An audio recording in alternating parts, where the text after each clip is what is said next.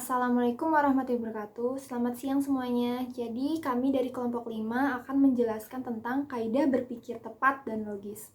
Sebelum mengenal materi lebih jauh, pertama-tama kita harus kenal dulu nih, apa itu penalaran. Jadi, penalaran adalah bagaimana cara kita merumuskan pendapat yang benar sebagai hasil dari suatu proses berpikir untuk merangkaikan fakta-fakta menuju suatu kesimpulan yang dapat diterima oleh akal sehat. Jadi, maksudnya adalah penalaran ini tuh adalah proses kita menghubungkan satu fakta dengan fakta lain, kemudian menghasilkan kesimpulan yang logis. Unsur-unsur penalaran sendiri punya dua aspek. Ada aspek mental dan aspek ekspresi verbal.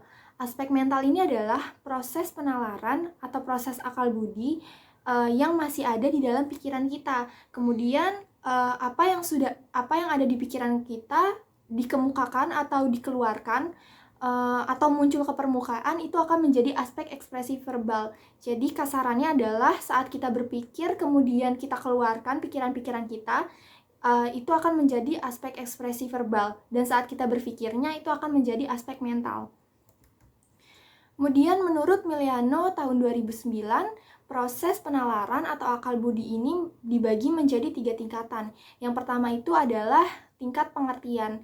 Jadi pengertian di sini yang dimaksud adalah proses akal manusia menangkap suatu objek, memahami suatu objek. Saat kita sudah paham sama objek itu, maka terbentuklah konsep.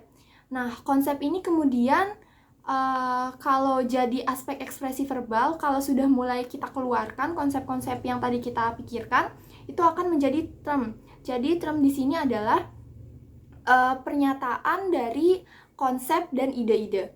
Kemudian tingkat kedua ada putusan atau judgment. Ini adalah cara kita mengelompokkan konsep-konsep yang tadi kita buat di tingkat pertama. Kemudian saat putusan ini sudah menjadi aspek ekspresi verbal, saat sudah mau dikemukakan, maka akan menjadi proposisi atau argumen. Kemudian yang tingkat ketiga itu adalah penyimpulan dari tingkat pertama dan tingkat kedua. Term dan kata. Term adalah kata atau konsep yang memberikan suatu ide jadi nyata. Jadi, term dimaksudkan kata atau kelompok kata yang merupakan ungkapan lahirlah dari pengertian. Kata yang terkait dalam logika dibedakan menjadi dua macam. Yang pertama ada kategori matis, yang artinya kata yang tidak bisa berdiri sendiri. Sedangkan yang kedua ada sin kategori matis, artinya kata yang tidak bisa berdiri sendiri atau harus dibantu oleh kata lain. Klasifikasi term.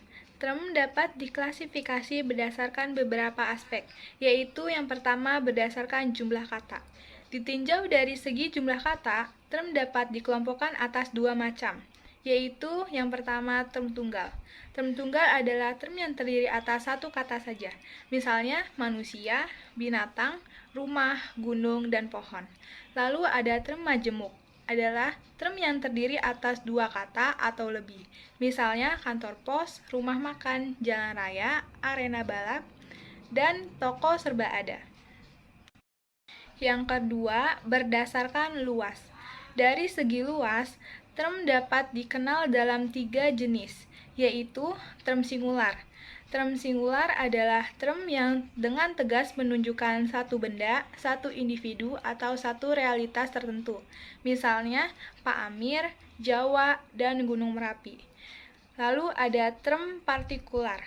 Term partikular adalah term yang menunjukkan hanya sebagian dari seluruh luasnya, sekurang-kurangnya satu, dan yang satu itu tidak tertentu.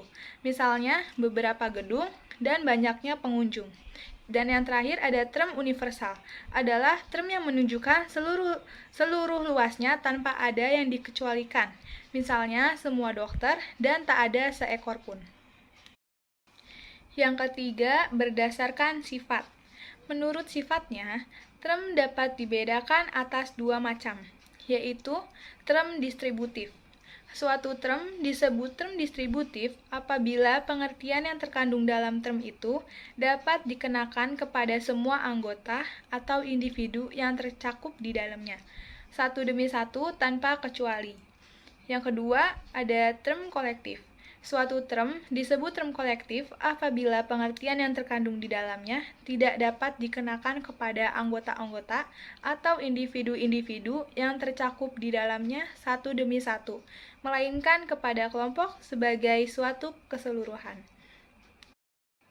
Dan yang terakhir ada berdasarkan penggunaan arti. Suatu term atau kata dapat digunakan dalam 3 macam arti, yaitu yang pertama ada univok. Suatu kata digunakan dalam arti univok bila kata tersebut digunakan untuk dua hal atau realitas atau lebih dalam satu arti yang sama. Yang kedua ada equivok. Suatu kata digunakan dalam arti equivok bila dengan kata tersebut dimaksudkan dua hal atau realitas yang sama sekali berbeda atau berlainan. Dan yang terakhir ada analog.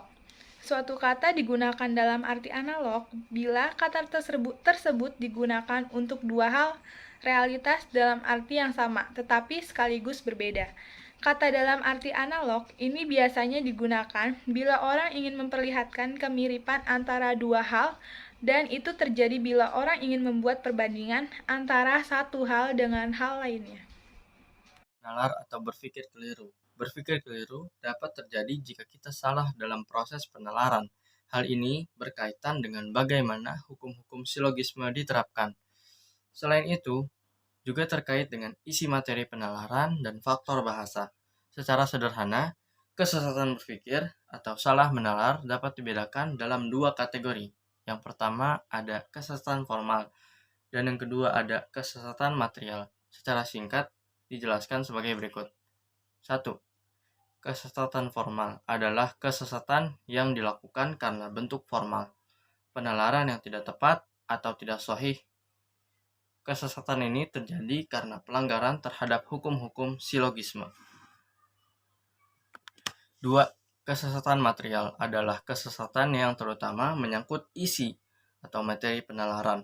Kesesatan ini dapat terjadi karena faktor bahasa dan juga karena memang tidak adanya hubungan logis atau relevansi antara premis dan kesimpulan. 1. Kesesatan bahasa. Salah satu model kesesatan bahasa yang sering dilakukan orang adalah kesesatan amfiboli.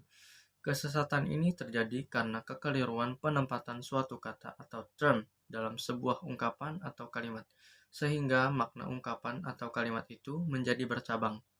Akibatnya, timbul lebih dari satu penafsiran mengenai maknanya, padahal hanya salah satu saja yang benar dan yang lain pasti salah. Contoh, putra pengusaha yang gemar bermain golf itu mengalami kecelakaan. Kalimat itu mengandung ambiguitas atau percabangan arti. Hal ini bersumber pada letak term yang gemar bermain golf. Yang dipersoalkan dalam konteks kalimat itu ialah term tersebut menerangkan yang mana putra dari pengusaha atau pengusaha itu sendiri. 2. Kesesatan relevansi. Kesesatan relevansi timbul apabila seseorang menarik kesimpulan yang tidak relevan dengan premisnya. Artinya, secara logis, kesimpulan itu tidak merupakan implikasi dari premisnya. Penalaran yang mengandung kesesatan relevansi sama sekali tidak menampakkan sama sekali hubungan logis antara premis dan kesimpulannya. Contoh kesesatan relevansi. Contoh kesesatan relevansi ini ada 3. Yang pertama ada argumentum ad hominem. Argumentum ad hominem ini secara harfiah berarti mengacu pada orangnya. Kesesatan argumentum ad hominem terjadi bila seseorang berusaha untuk menerima atau menolak suatu gagasan atau ide bukan berdasarkan dari faktor penalaran yang terkandung dalam gagasan itu, melainkan berdasarkan alasan yang berhubungan dengan pribadi dari orang yang melontarkan gagasan. Singkatnya, yang disoroti itu bukan penalarannya, melainkan orangnya. Bila orangnya disenangi, pandangannya akan diterima. Tetapi jika orangnya tidak disenangi, pandangannya akan ditolak. Contoh, dalam suatu rapat umum yang dipimpin oleh kepala desa, semua warga desa hadir. Dimintai pandangannya mengenai cara-cara memelihara lingkungan desa agar dapat terhindar dari bahaya demam berdarah. Marzuki, salah seorang warga desa, juga ikut hadir dan memberikan pendapatnya. Tetapi pendapatnya itu langsung ditolak oleh sebagian warga desa yang hadir. Alasannya karena Marzuki itu di desanya dikenal sebagai orang yang suka mabuk-mabukan. Kedua ada argumentum et populum. Argumentum et populum dalam bahasa Latin, populus berarti rakyat atau massa, adalah penalaran yang diajukan untuk meyakinkan para pendengar dengan mengatasnamakan kepentingan rakyat atau orang banyak. Di sini pembuktian logis tidak diperlukan. Yang dipentingkan ialah mengunggah perasaan massa pendengar, membangkitkan semangat, dan membakar emosi orang banyak agar menerima suatu pernyataan tertentu. Argumentum et populum kerap dijumpai dalam kampanye politik, pidato-pidato, dan propaganda-propaganda seperti yang terdapat dalam dunia iklan. Ketiga ada argumentum et verecundiam. Jenis kesesatan relevansi ini disebut juga sebagai argumentum auctoritatis. Dalam bahasa Latin, auctoritas berarti kewibawaan, yang memang sangat mirip dengan argumentum ad hominem. Dalam argumentum et verecundiam atau argumentum auctoritatis, nilai suatu penalaran terutama ditentukan oleh keahlian atau kewibawaan orang yang mengemukakannya. Jadi, suatu gagasan diterima sebagai gagasan yang benar hanya karena gagasan tersebut dikemukakan oleh seseorang yang sudah terkenal karena keahliannya. Contoh, apa yang dikatakan oleh Profesor Dr. Solihin itu pasti benar karena beliau adalah seorang psikolog ulung dan namanya sudah tidak asing lagi dalam dunia pendidikan. Yang keempat ada ignoratio elenchi. Kesesatan ignoratio elenchi ini terjadi bila seseorang menarik kesimpulan yang sebenarnya tidak memiliki relevansi dengan premisnya. Dengan demikian, ketiga jenis kesesatan yang sudah disebutkan terlebih dahulu, seperti argumentum ad hominem, argumentum ad populum, argumentum ad verecundiam, dapat dikategorikan sebagai bagian dari kesesatan ignoratio elenchi ini. Ignoratio elenchi ini memperlihatkan loncatan sembarangan dari premis ke kesimpulan yang sama sekali tidak ada kaitannya dengan premis tadi. Karena itu, hubungan antara premis dan kesimpulan hanya suatu hubungan yang semu, bukan hubungan yang sesungguhnya. Dalam kesesatan ini, biasanya prasangka, kepercayaan mistis, emosi, dan perasaan subjektif merupakan faktor-faktor yang memainkan peranan utama. Contohnya, Fitri itu putri bungsu, pasti dia keras kepala. Yang kedua ada, saat melihat seekor kupu-kupu hinggap di jendela rumah, sang ibu rumah tangga berkata kepada suaminya, "Pak, hari ini kita akan kedatangan seorang tamu." Ada kesesatan karena generalisasi tergesa-gesa. Jenis kesesatan ini sebetulnya merupakan akibat dari induksi yang keliru, karena bertumpu pada hal-hal khusus yang tidak mencukupi. Orang yang melakukan kesesatan ini biasanya tergopoh-gopoh menarik kesimpulan yang berlaku umum atau general, sementara percontoh atau sampel yang dijadikan titik tolak kurang atau bahkan tidak memadai. Contoh 1. Remaja-remaja masa kini sulit untuk diajak berdialog. 2. Supir-supir kendaraan umum di Jakarta lebih mengutamakan uang setoran daripada keselamatan penumpang. 3. Aksi-aksi unjuk rasa yang terjadi akhir-akhir ini berlatar belakang politik. Kesesatan karena komposisi.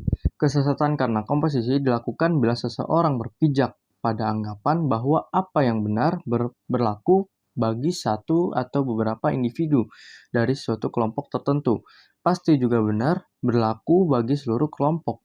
secara kolektif. Dengan kata lain, kesesatan karena komposisi terjadi karena suatu predikat yang seharusnya hanya dikarenakan kepada satu atau beberapa individu dalam satu kesatuan oleh seseorang justru dikenakan kepada kesatuan tersebut secara keseluruhan. Contoh 1. Dari pernyataan, Polo itu seorang ayah pengedar sabu-sabu.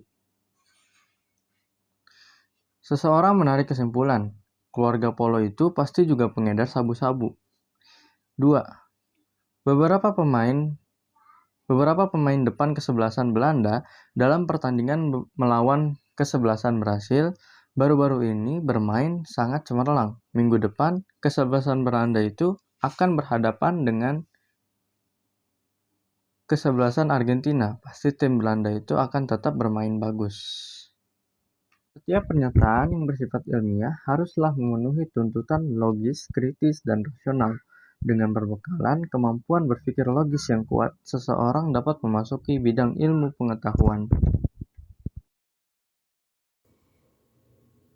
Jadi kesimpulan yang bisa kita ambil adalah proses bernalar, proses berpikir itu adalah proses akal budi manusia yang penting banget kita pelajari supaya kita menghindari kesesatan-kesesatan dalam bernalar, supaya kita tuh mencapai kaidah yang tepat dalam berpikir yang logis gitu ya teman-teman.